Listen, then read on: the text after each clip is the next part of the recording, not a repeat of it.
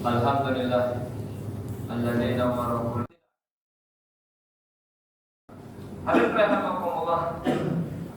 Adapun penyebab kesombongan yang berada di dalam hamba-hambanya Allah, yang pertama adalah ilmu. Ilmu adalah a'zamut takabur ila ulama.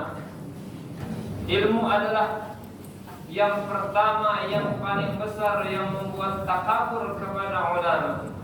Nabi sabdakan afatul ilmi al-khailah. Kecelakaan ilmu adalah kesombongan. Orang alim merasa mulia dengan kemuliaan ilmu dan merasa dalam dirinya ada kesempurnaan ilmu dan merendahkan manusia sebab ada orang yang mencari ilmu kepada dia. Kemudian dia membodohkan kepada orang-orang yang berada di hadapannya. Adapun orang alim yang seperti ini, dia tidak pantas disebut orang alim, tapi lebih pantas dia disebut orang jahil. Karena hakikatul ilmi, hakikatnya ilmu, may ya'rif nafsah ya'rif rabbah. Orang yang paham dengan ilmu, dia paham, kenal dengan dirinya, kemudian dia kenal dengan Rabbnya. Bagaimana orang tersebut bisa kenal kepada dirinya? Dia kenal apabila dirinya melakukan kesalahan, kemudian dia berharap ampunan Rabbnya. Hari ini manusia melakukan dosa dan kesalahan, tapi dia tidak merasa itu dosa dan kesalahan, sehingga dia tidak mau bertobat mengharapkan ampunan dari Rabbnya.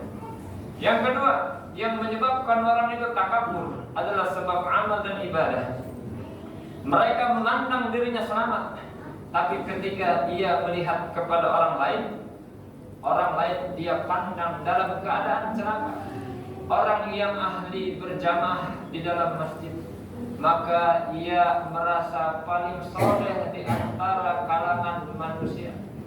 Orang yang sering tahajud, maka ia merasa paling dekat dengan Allah Ta'ala.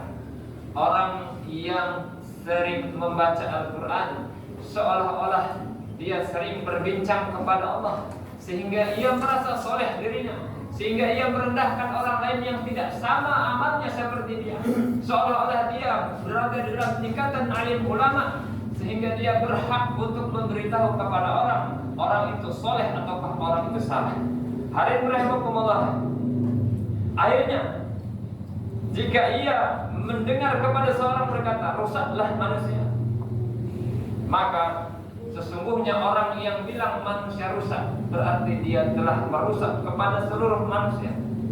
Ia akan berkata orang yang ahli ibadah tadi, saya telah berpuasa sekian tahun, saya senantiasa bangun malam, saya telah menghatamkan Quran setiap hari. Dia sombongkan, takaburkan amal ibadahnya di hadapan orang lain. Hadirin rahimakumullah. Yang ketiga, yang menyebabkan manusia takabur adalah nasab. Orang yang memiliki nasab mulia, ia akan merendahkan orang yang tidak bernasab sama seperti dirinya. Sekalipun orang yang tidak bernasab sama dengan dirinya tadi lebih tinggi ilmunya, lebih tinggi amalnya, maka ia akan berkata dengan orang yang tidak senasab dengan dirinya, siapa bapak kamu? Siapa kakek kamu? Apa gelar kamu? Keturunan apa kamu? Berdarah apakah kamu? Sehingga dia merendahkan orang lain, merasa nasabnya lah yang paling mulia, dan orang yang tidak bernasab seperti dia anggap seperti rakyat jelata. Hadirin rahimakumullah. Lalu penyebab ketakaburan yang terjadi dalam hamba-hambanya Allah adalah takabur dengan ketampanan ataupun kecantikan. Ini sering terjadi kepada wanita, yang karenanya mereka menggibah wanita lain yang tidak cantik seperti dirinya. Dia akan menggibah orang lain yang tidak tampan dan gagah seperti dirinya, sehingga dia akan mencaci orang lain yang tidak sama kecantikan dan ketampanan. Hadirin rahimakumullah. Yang kelima, penyebab manusia takabur di hadapan hamba-hamba Allah yang lain adalah harta. Ini sering terjadi terhadap penguasa, terjadi terhadap pengusaha, terjadi terhadap pedagang, orang yang memiliki tanah yang luas, orang yang memiliki kendaraan bagus dan pakaian bagus. Ia akan berkata belanjaku 1 hari itu seperti perbelanjaanmu 1 tahun. Perabot di rumahku sama seperti seluruh harta. Kendaraan lebih mahal daripada kendaraan. Dia banggakan hartanya, seolah-olah dengan hartanya dia menjadi orang yang mulia di sisi hamba-hamba Allah yang lain, dan dia akan merendahkan kepada orang lain yang hartanya lebih rendah dari dia.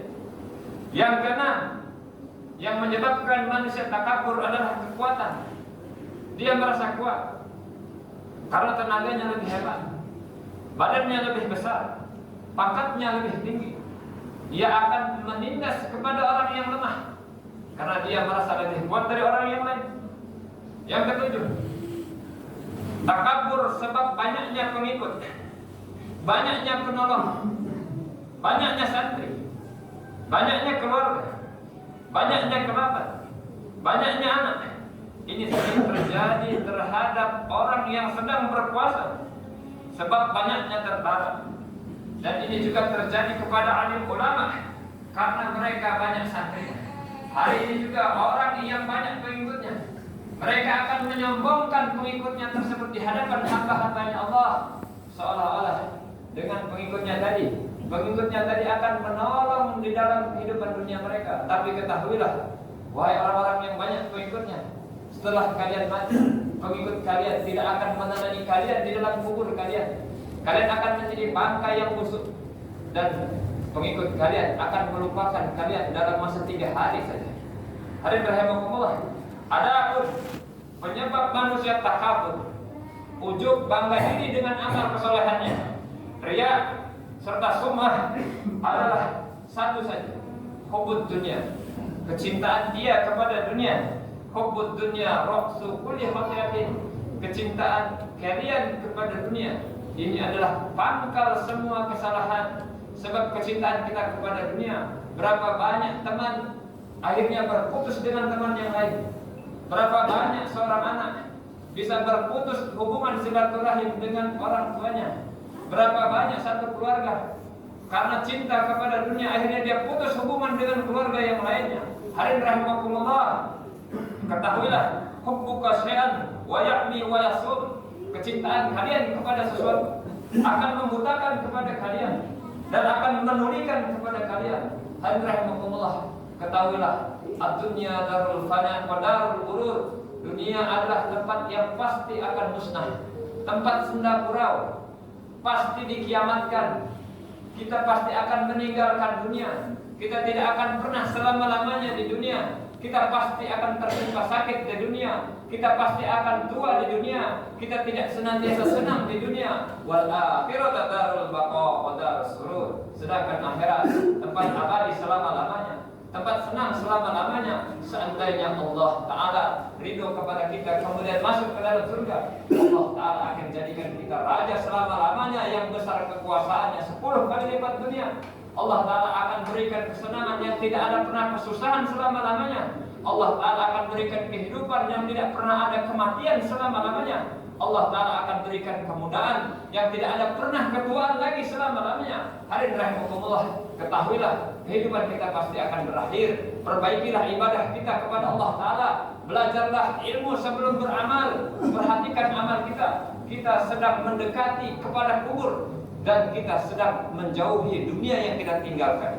Semoga Allah Subhanahu wa Ta'ala jadikan kita ini orang yang senantiasa bertobat kepada Allah dan mawas diri, kenal kepada dirinya ketika dia melakukan dosa sehingga dia mau bertobat kepada Allah, bukan hamba yang tidak kenal kepada dosa sehingga dia merasa sombong di hadapan Allah Subhanahu wa Ta'ala. Barakallahu li wa lakum fil Qur'anil 'azim wa nafa'ani wa iyyakum bima fihi wa dzikril hakim. Aqulu qawli hadza fastaghfiruh innahu huwal ghafurur rahim. Allah